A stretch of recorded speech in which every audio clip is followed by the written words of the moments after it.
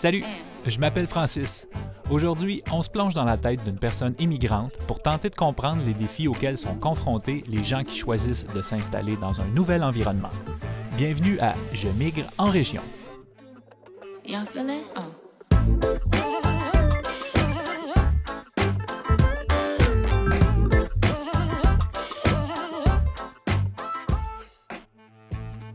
Là, j'ai un permis de travail de 2 ans.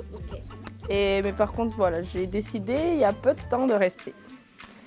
Ça allait être plus un... Enfin, voilà. Au début, c'était vraiment... je pensais vraiment retourner en France, puis non, je me plais vraiment ici. Puis j'ai vraiment fait mon réseau d'amis. Mes collègues sont géniaux avec moi. Puis c'est ça, je me verrais pas du tout retourner travailler en France. Wow! Ça serait pas ça l'intégration parfaitement réussie? Au moment où on a enregistré le témoignage de Jennifer, ça faisait un peu plus de 6 mois qu'elle était arrivée au Québec. Ça me rappelle vraiment mon arrivée dans ma région d'accueil, la MRC de la Matapédia, dans le Bas-Saint-Laurent. J'avais l'impression d'avoir trouvé le meilleur des mondes. J'avais tous les avantages de ma région natale, comme l'accès privilégié à la nature et aux grands espaces verts que seules les régions du Québec peuvent nous offrir, l'accès à la propriété très abordable et une offre d'activités culturelles, sportives et communautaires surprenamment diversifiées. En plus, je sentais que tout ce qui me manquait dans ma région natale, on l'avait ici. Tout semblait possible, sans limite. Tout était nouveau, stimulant. C'était presque comme un coup de foudre, un amour passionnel où tout semblait beau, merveilleux, pour toujours. Mais qu'est-ce qui m'arrivait? Est-ce que cet état allait durer pour toujours? Annie Demers-Caron, professeure d'anthropologie, nous explique ce phénomène. Ah, là, il faut qu'on parle du choc culturel. Au fil de leurs premières semaines dans un nouveau pays ou de leurs premiers mois dans un nouveau pays ou dans une nouvelle région, il y a plusieurs personnes qui vont ressentir des émotions très positives. Et c'est possible que ce soit là l'une des manifestations du choc culturel. Je vous explique. On vit un choc culturel quand on est plongé dans une autre culture, avec d'autres normes, d'autres valeurs, d'autres comportements qui sont différents de ce à quoi on est habitué. Le choc culturel dure habituellement plusieurs mois et il va plonger la personne qui le traverse dans des émotions très intenses et souvent contradictoires. La première phase du choc culturel se nomme la lune de miel. Puis évidemment, vous l'aurez deviné, là, les émotions que la lune de miel fait vivre sont vraiment agréables. Les immigrants qui sont en pleine lune de miel vont ressentir de l'émerveillement, de l'enthousiasme, l'impression que tout est parfait ou presque, et même l'impression que leurs attentes sont de loin dépassées. Quand on traverse une lune de miel, généralement, on va idéaliser la culture qui nous accueille, on va minimiser les difficultés qui nous attendent dans notre projet de migration et surtout, on ne s'ennuie pas encore de tout ce qu'on a laissé derrière nous dans notre pays d'origine. Bref, on a de l'énergie et on se sent bien. Et puis, il faut se rappeler que la plupart des immigrants qui arrivent ici au Québec, ils ont nourri ce projet-là de migration pendant des mois, souvent même pendant des années. Vous pouvez imaginer l'intensité des émotions d'enfin être rendu ici. Puis, peu à peu, l'émerveillement s'estompe. Au fil des semaines, au fil des mois, le merveilleux peut laisser place à la routine, à la monotonie. On en vient même à découvrir les faiblesses de notre milieu d'accueil, lesquelles nous étaient jusqu'alors imperceptibles. Pire, il arrive qu'on ne voit plus seulement que cela. La nostalgie nous prend et on s'ennuie de notre famille, de nos amis. Mais la chose qui me manque le plus, c'est ma famille. Siafietou Kamano. C'est ma famille. J'ai mon petit frère qui habite à Québec, qui est installé là-bas. Lui aussi, il est venu faire ses études, puis il n'est jamais reparti. Mais c'est plus vraiment, c'est ça, la famille qui manque. Mais à cette époque-là, c'est facile avec tous les réseaux sociaux. Bon, on reste en contact, mais parfois, c'est comme pendant les fêtes, c'est plus compliqué de rentrer. Il y a des moments où on se dit, bon, on aimerait bien voir sa maman proche de soi. Puis quand on a des décès dans la famille, on se remet en question, on se dit, ben, on a quitté tout le monde, on n'a pas pu en profiter. Puis, mais bon, c'est la vie, là. Après, on fait des choix et on les assume. Jalinette Navarro. Bien, c'est sûr que quand je suis arrivée plus jeune, c'était comme l'émerveillement d'arriver ici, même les premiers hivers, à chaque fois que la neige arrivait, j'aimais ça beaucoup.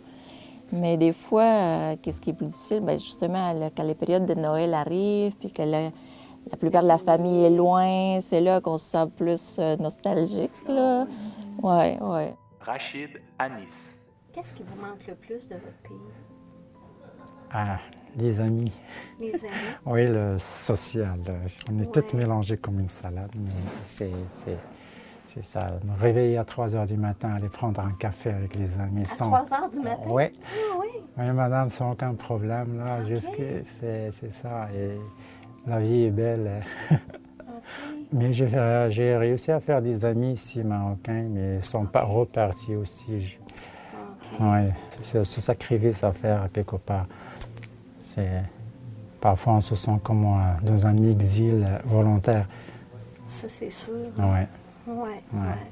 Lansing Jang.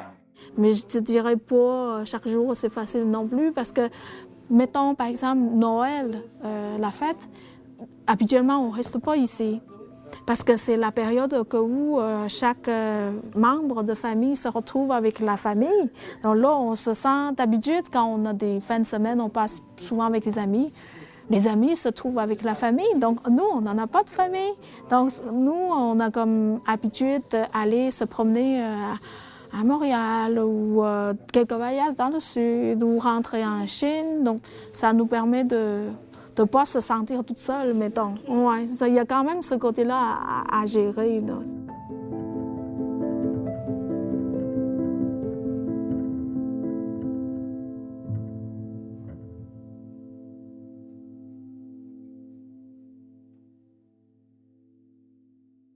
On le voit, la lune de miel du choc culturel laisse souvent place à la crise. La crise, c'est la deuxième phase du choc culturel. Les émotions qu'on ressent dans une crise sont complètement à l'opposé de ce qu'on vivait pendant la lune de miel. Tout devient plus difficile. Il y a une perte de motivation, on ressent de la nostalgie, on est triste, déprimé, on s'ennuie de notre famille, de notre pays d'origine, de nos amis. Il peut même arriver qu'une personne va remettre en question son projet de migration, qu'elle se mette à critiquer le pays qui l'accueille et à idéaliser son propre pays d'origine. Les personnes qui traversent une crise du choc culturel peuvent perdre le sommeil, perdre l'appétit, bref, elles peuvent ressentir les effets du choc culturel jusque dans leur corps. La crise peut être plus ou moins intense, dépendamment de la personne, dépendamment du contexte. Il peut arriver qu'une crise provoque un départ, tellement elle semble insurmontable. On peut penser à des personnes qui retournent vivre en ville plutôt que de rester dans la région qu'elles avaient choisie, ou même encore à des gens qui vont retourner dans leur pays d'origine. En fait, si on n'a jamais vécu de déracinement, c'est difficile d'imaginer à quel point ça peut être intense.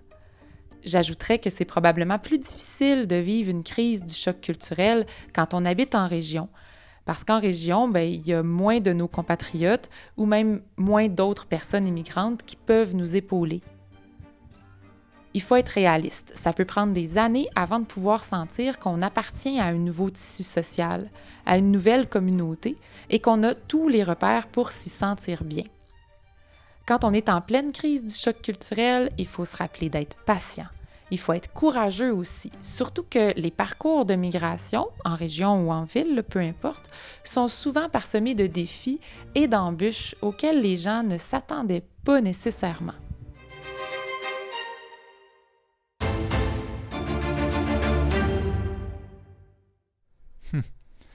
Des immigrants qui traversent des embûches inattendues, ça me fait penser à Rachid, un immigrant d'origine marocaine, diplômé en linguistique et en technologie, débarqué dans un village de moins de 300 habitants au Bas-Saint-Laurent en 2008. Son histoire ressemble à un parcours à obstacles. J'imagine que ça a dû amplifier la crise de son choc culturel. Lorsqu'on arrive à Dorval, l'aéroport, on met les comptes à zéro. Ouais. C'est ça, on va recommencer à trouver encore, faire une autre vie en fait. Mais c'est un choix qu'on a. Avez-vous trouvé du travail ici? Au début, non. La situation économique était difficile en 2008-2009. Il y avait des récessions et la crise aussi. Et j'étais parmi les rares personnes immigrées ici, alors les employeurs n'étaient pas ouverts vraiment. Dans la région. Oui, sauf M. Guéret, le propriétaire du McDonald's ici, qui a accepté, qui était curieux de me rencontrer, tout ça, on a jasé ensemble, il m'a offert un emploi, il n'y avait pas le choix.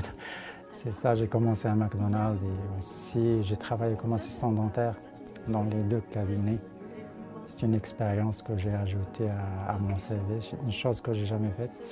Et ça a commencé comme ça. À un moment donné, j'ai décidé de retourner aux études pour avoir un diplôme en technique éducation spécialisée. OK. Maintenant, je travaille avec la commission scolaire. Et vous travaillez à temps plein? Oui, ça fait 2 ans que je travaille à temps plein. Ça prend quand même un sacré lot de résilience pour mettre de côté sa profession apprise à l'école pour réussir à s'intégrer dans son milieu d'accueil. Combien de diplômés universitaires seraient prêts à aller travailler au salaire minimum dans un fast-food le temps de se repositionner?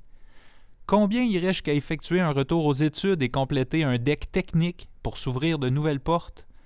Est-ce que j'aurais eu l'humilité de repartir à zéro comme Rachid?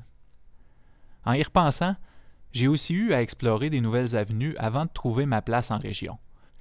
Et je dirais même que c'est une des choses extraordinaires de migrer en région. On peut se voir offrir des opportunités professionnelles qu'on aurait difficilement pu obtenir en ville. Comme Rachid, qui est passé par assistant dentaire, je me suis retrouvé professeur d'anglais avant de devenir producteur maraîcher, 2 métiers à des lunes de ma formation en production télévisuelle. Ça a pris quelques années avant que je me retrouve à ma place et j'ai réussi à garnir mon CV d'expérience très formatrice que j'aurais pas pu espérer obtenir en ville. Mais il y a plus. Ces opportunités professionnelles sont certes une façon de gagner sa vie, ce qui est primordial pour mettre du pain sur la table. Mais ces expériences nous offrent quelque chose d'encore plus précieux en région, un réseau de contacts. Dans le prochain épisode, il sera justement question de l'adaptation sociale qui permet aux personnes immigrantes de se tisser un nouveau cercle d'amis ainsi que des différences culturelles qui se révèlent à travers ces nouvelles amitiés. On se retrouve bientôt pour la suite de cette exploration du vécu des immigrants qui choisissent de vivre en région, au Québec. Y'all feel it? Oh. Le balado Je migre en région est produit par la MRC de la Matapédia avec la participation financière du gouvernement du Québec. Réalisation TVC de la Matapédia. Scénarisation Francis Pelletier, Annie Demers-Caron et Isabelle Pinard. Montage sonore et narration Francis Pelletier. Intervenante Annie Demers-Caron. Ont participé à cet épisode Jalinette Navarro, Langxing Diang, Jennifer Favra, Siafietou Kamano et Rachid Anis.